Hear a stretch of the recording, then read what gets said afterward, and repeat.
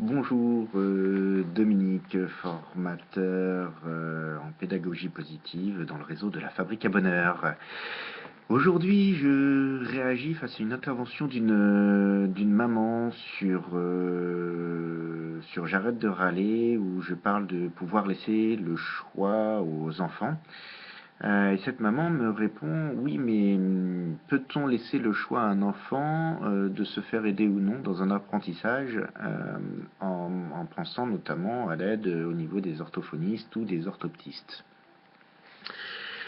Mon point de vue là-dessus est vraiment double. Déjà, si vous laissez pas la possibilité de ce choix à l'enfant, vous risquez de rentrer dans un conflit et de vous mettre à râler. Donc ça, je vous invite à aller voir sur J'arrête de râler et ses conséquences. La deuxième chose, c'est en termes d'apprentissage. Je suis convaincu que si l'enfant n'a pas envie de se faire aider, il n'apprendra pas, il ne progressera pas. Ça ne veut pas dire qu'il faut abandonner, ça veut juste dire, je crois, en effet, qu'il faut laisser le choix à l'enfant de se faire aider ou de ne pas se faire aider. Dire qu'on peut donner tous les arguments à l'enfant en disant: moi je crois ceci, moi je crois qu'il y a besoin. On peut aussi poser nos limites. Moi, je ne sais pas comment faire pour t'aider. Et moi, je ne peux pas y arriver. J'ai besoin d'aide aussi. J'ai besoin de l'aide de quelqu'un qui sait, de quelqu'un qui a fait des longues études, de quelqu'un qui voit tous les jours des enfants, des dizaines d'enfants, des centaines d'enfants, le rassurer sur le fait qu'il n'est pas tout seul.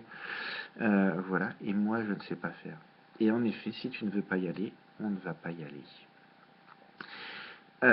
C'est très très difficile à faire en tant que parent parce qu'on sait que cet orthophoniste va l'aider. Et l'enfant, lui, il n'en est pas convaincu, il ne le sait pas. Ensuite, si l'enfant assume un refus, on peut lui montrer dans la vie quotidienne, je pense, on peut lui montrer dans la vie quotidienne, quand il a une difficulté ou une chose, lui dire nos limites, dire: ah, là, je ne sais pas répondre, je peux pas faire. Par contre, un orthophoniste saurait sans doute pouvoir débloquer ça. Et laisser les choses, pas lui proposer tout de suite d'aller voir un orthophoniste. Laisser le temps faire, qu'il réfléchisse à cette information. Ensuite, le soir, à un autre moment, lui reparler et dire: tiens, est-ce que là maintenant ça te dirait d'aller voir l'orthophoniste? Je pense, je peux me tromper, mais je pense vraiment qu'en très peu de temps, quelques jours, peut-être une semaine, l'enfant va se décider à aller voir l'orthophoniste de lui-même.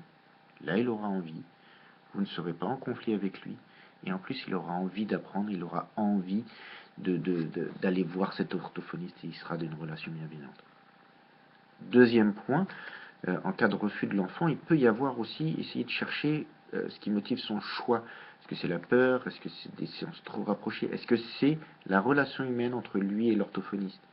S'il n'a pas confiance en l'orthophoniste, il ne pourra pas apprendre. Je crois, oui, qu'on peut laisser le choix à un enfant d'aller à un orthophoniste ou un orthoptiste.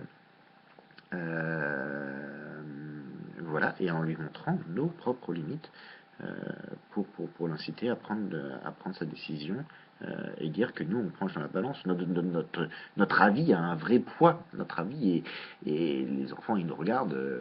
On est des dieux pour les enfants. Faut pas oublier ça. Hein. Donc, ayez confiance en vous, ayez confiance en la réflexion de votre enfant. Et voilà ce que j'avais envie de vous partager et de vous dire aujourd'hui. Et merci de cette belle question sur J'arrête de râler, qui m'a permis de réagir ici et de prendre ma casquette de pédagogie positive. À bientôt.